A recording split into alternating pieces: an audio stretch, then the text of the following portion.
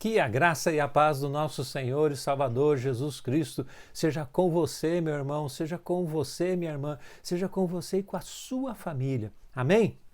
Dia 12 de junho é o Dia dos Namorados. Ah, que data bonita, né?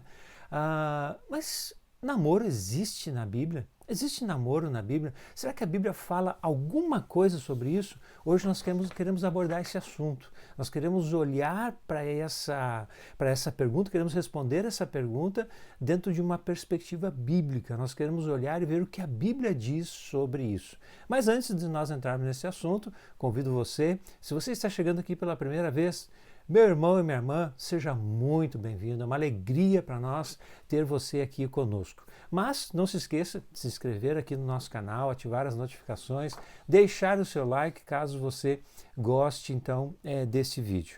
Muito bem, a pergunta então é essa: existe namoro na Bíblia? Para nós podermos responder essa pergunta, nós precisamos definir em primeiro lugar o que é o namoro. O que é o namoro? Então eu tenho duas definições aqui, uma do Dicionário Aurélio, e o Dicionário Aurélio diz o seguinte: namoro é procurar inspirar amor a uma pessoa, cortejar, fazer a corte com essa pessoa, ou seja, circular em torno dessa pessoa, atrair a atenção dessa pessoa, ser educado, cordato com essa pessoa, isso é fazer a corte, E a definição do Dicionário Aurélio também diz o seguinte: arrastar a asa para. Veja só, namoro é arrastar a asa. Antigamente se falava muito sobre isso, Quando o indivíduo estava apaixonado, ele arrastava a asa para com aquela menina que era alvo da sua paixão, do seu amor. Por que existia essa expressão? Porque alguns pássaros, quando estão cortejando, pássaros machos, quando estão cortejando a fêmea, eles arrastam a asa numa forma de chamar a atenção da fêmea. Então, o Dicionário Aurélio fala que namoro é isso, procurar inspirar amor, cortejar, fazer a corte, arrastar a asa. E o Dicionário Online de Português, ele diz o seguinte, olha só: ação de namorar, de manter um relacionamento amoroso estável com alguém. Aqui está falando de um relacionamento, Ação de namorar, de se sentir atraído por alguém ou de manter um relacionamento com essa pessoa. E aí ele diz galanteio, corte. Veja, fala da corte novamente. E a origem da palavra, o Dício também traz aqui a origem da palavra. A palavra namorar deriva do verbo, a palavra namoro, deriva do verbo namorar, óbvio, forma alterada de enamorar. Então, namorar significa, o namoro significa enamorar. A pessoa está ali cortejando, olhando para outra, querendo chamar a atenção, dando elogios, dando um presente, se aproximando da pessoa, conversando com a pessoa. Então, olhar com um olhar de atração, de carinho. Então, tudo isso significa namorar.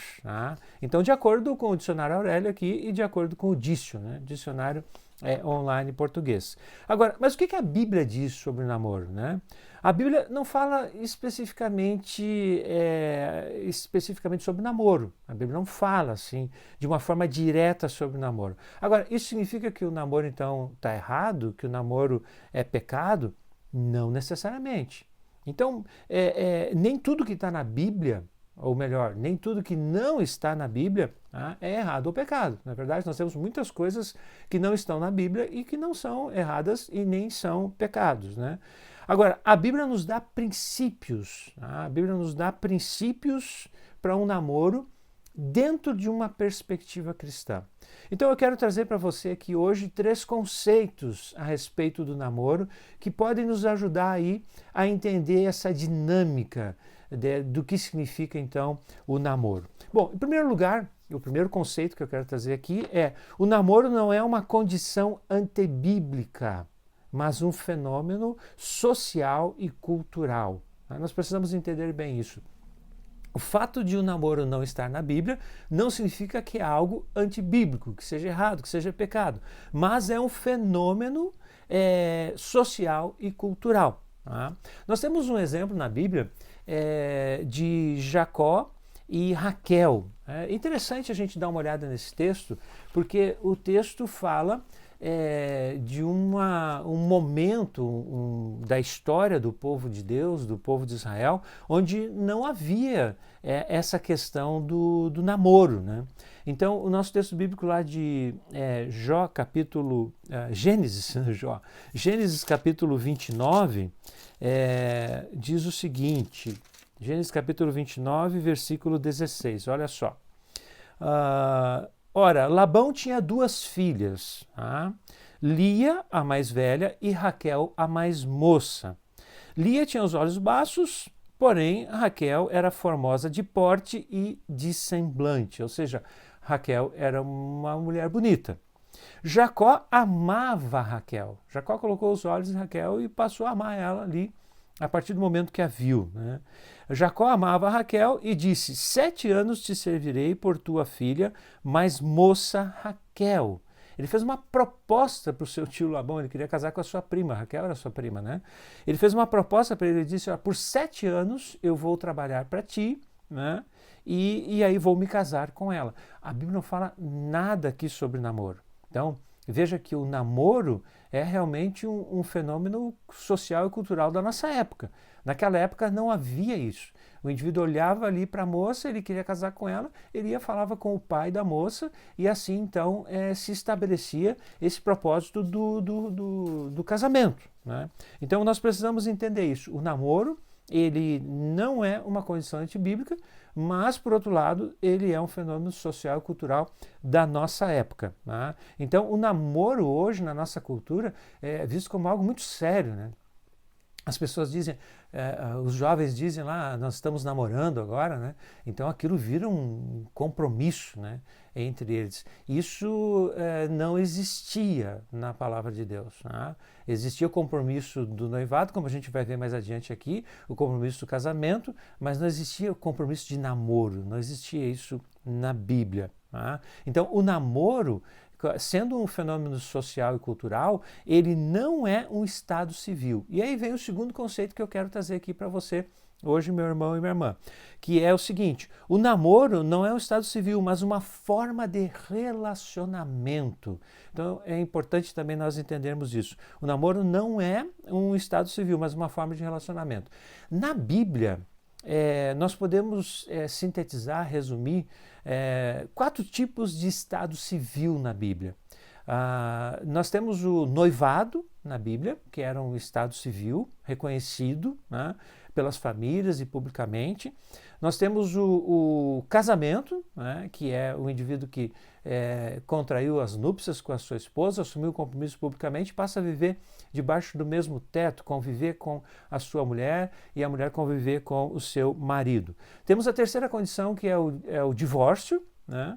E a pessoa que se divorcia, Moisés falava sobre isso, sobre dar carta de divórcio. Jesus foi inclusive questionado sobre isso, lá em Mateus 19 você pode encontrar esse questionamento que foi feito a respeito do divórcio para Jesus. E a viuvez. Então, existem 4 tipos de estado civil na Bíblia, tá? Noivo, casado, divorciado e viúvo, ou seja, noivado, casamento, divórcio e viuvez, tá? E falando então em noivado, já que nós estamos falando aqui de namoro, né? Veja que não tem namoro na Bíblia, tá? Tem noivado, casamento, divórcio, viuvez, mas não tem namoro. Agora, vamos dar uma olhadinha então no exemplo de Maria e José a respeito do noivado. Por que eu estou falando sobre isso? Porque hoje na nossa cultura as pessoas enfatizam muito o namoro. O namoro vira quase que como eu disse aqui, um estado civil, o que não é, né, de acordo com a palavra de Deus, e desprezam muito o noivado. Então, a nossa sociedade valoriza muito o namoro e despreza o noivado em que sentido? No sentido de que as pessoas, muitas vezes, terminam um noivado, rompem com o noivado com muita facilidade. Mas não era isso que acontecia na palavra de Deus. Olha só a palavra de Deus quando descreve aqui a respeito do nascimento de Jesus, né? Então, o texto bíblico diz assim, ó, Em Mateus capítulo 1, versículo 18. Ora, o nascimento de Jesus Cristo foi assim: estando Maria, sua mãe, desposada com José, sem que tivessem antes coabitado, achou-se grávida pelo Espírito Santo. Se você for observar essa expressão aqui, estando Maria, sua mãe, desposada com José. Desposada. Como assim desposada? Eles não estavam casados ainda. Desposada no sentido de que ela estava comprometida, ou seja, ela estava num relacionamento de noivado. Então veja, o noivado na Bíblia era de fato um estado civil. Uma pessoa não rompia o noivado por qualquer motivo. O indivíduo, quando se comprometia em casar, e foi o caso de Jacó, quando ele se comprometeu em trabalhar 7 anos para Labão, veja quanto ele amava essa mulher, né? Trabalhar 7 anos para Labão para depois casar com ela, com Raquel, ele estava assumindo compromisso de noivado. E ele trabalhou durante 7 anos por isso, para poder casar com Raquel. Claro, depois ele foi enganado, acabou casando com Raquel e com a Lia, com as duas irmãs, né? Acabou sendo enganado pelo sogro dele. Mas isso é outra história, isso fica para um outro vídeo. Mas o fato é que ele estava comprometido. E aqui diz o texto bíblico em Mateus 1, 18, que Maria, né, tinha sido desposada, estava desposada com José. Na Bíblia Nova Almeida Atualizada, eles tiraram fora essa expressão desposada e colocaram comprometida em casamento. Por quê? Porque era de fato isso que acontecia. Desposada no sentido de que a pessoa estava comprometida em casar-se num determinado tempo. Então, quando as pessoas noivavam naquela época, elas assumiam esse compromisso de casar e marcavam uma data para isso. Eu, às vezes, vejo esses noivados, né? Na nossa sociedade hoje, na nossa cultura, as pessoas assumem o compromisso do noivado sem uma data de casamento, sem uma previsão, sem nada, e aí fica ali noivo da menina, do rapaz, por 1 ano, 2 anos, 3 anos, fica noivo quase que a vida toda. Isso também não está de acordo com a palavra de Deus, né? Então, o namoro, ele não é estado civil, tá? Mas é uma forma de relacionamento. O estado civil é quando a pessoa se compromete realmente em casar, assume o compromisso, né, de casar com a pessoa, segundo a Bíblia. Tá? Hoje não existe na nossa cultura, você não pode ir num cartório e dizer e fazer o registro que estou noivo. Mas na época de Jesus era assim. As pessoas assumiam o compromisso e aquilo era algo sério, que envolvia as famílias. Né? E, então o namoro é algo que nesse sentido deve transpor, né, o noivado e o casamento. Porque quando nós estamos falando que namoro ou namorar significa cortejar, tratar bem, né, tratar com carinho, com afeto, com afeição a pessoa amada, se nós estamos falando disso, que namoro é isso, então o namoro ele é algo que deve acontecer no noivado e no casamento também. É muito comum na nossa sociedade. Os casais estão ali muito empolgados no início do relacionamento, quando estão naquela fase do namoro. Depois, quando eles assumem o compromisso do noivado, vem aquela euforia do casamento. E aí, depois que casam, entram num comodismo, numa frieza no relacionamento. Isso não pode ser assim. O namoro tem que continuar no casamento também. Ou seja, essa atitude, né, de arrastar a asa, como diz o dicionário Aurélio, essa atitude tem que continuar. Né? Essa atitude de carinho, de afeto, desse contato, né, esse olhar de um para com o outro, isso tem que continuar no casamento também. Muitos casamentos terminam porque isso esfria. Esse aspecto do namoro esfria no casamento. E as pessoas acabam se distanciando umas das outras, o marido e a mulher vivem como irmãos dentro de casa. Isso não está certo. Eles devem continuar sendo namorados, mesmo no casamento. Então, isso é importante, né? Por quê? Porque o namoro é uma forma de relacionamento. O namoro não é um estado civil, é uma forma de se relacionar. Então, os noivos e principalmente os casados devem sim namorar. Eu não estou falando aqui de intimidade física, eu estou falando aqui de uma atitude de carinho, de cuidado, de apreciação para com o seu cônjuge. Amém, meu irmão? Amém, minha irmã? Então, se você, no seu relacionamento já esfriou, reacende essa chama aí no relacionamento, porque o namoro é importante, mesmo dentro do casamento. Né? E o terceiro e último conceito que eu quero trazer aqui é que o namoro não é uma oportunidade, aqui falando para os solteiros então, o namoro não é uma oportunidade para carnalidade, tá? Mas uma oportunidade de conhecimento mútuo. Então, mesmo não estando na Bíblia, o namoro, isso não significa que ele é errado. Mas quando ele é praticado de forma errada, aí isso se torna um problema, aí ele se torna errado, né? Então é muito importante nós entendermos isso, né? O namoro é uma oportunidade de conhecimento mútuo, não uma oportunidade para carnalidade, tá?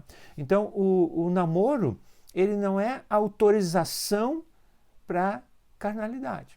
É interessante que, até mesmo no meio cristão, né, as pessoas estão ali cortejando, o rapaz está cortejando a menina olha com aquele olhar, né, de afeto, de carinho, se sentindo atraída pelo rapaz, olha para ele daquela forma, e eles começam a sair juntos, começam a conversar, né, sentam juntos no banco da igreja, visitam a casa um do outro, e a partir do momento que eles decidem, então tá, vamos começar a namorar, aí acaba aqueles beijos, aqueles amassos, né, como se diz na gíria popular, né, coisas que instigam, estimulam algo que não pode acontecer naquele momento ali, né, que é uma intimidade física mais intensa. Então, o namoro não é oportunidade para carnalidade, né? E o namoro é uma oportunidade para galanteio e para corte. Inclusive, tem algumas igrejas no Brasil que desenvolveram essa filosofia da corte, né? Ou seja, trabalhar com os jovens para que eles cortejem uns aos outros, para que a corte seja feita, para que o ato de cortejar seja praticado como namoro. Então, só permite o contato físico, essas igrejas que adotam essa postura, essa atitude, esse costume, né, da corte, eles dizem então que somente o contato físico acontece somente no período do noivado, que na época do namoro, na verdade, não é namoro, é corte, né? Então tem algumas igrejas que adotam essa postura. Por quê? Porque muitos jovens que começam a namorar acabam aprofundando a intimidade física numa hora inoportuna e abrindo espaço para o pecado. Então isso é um problema.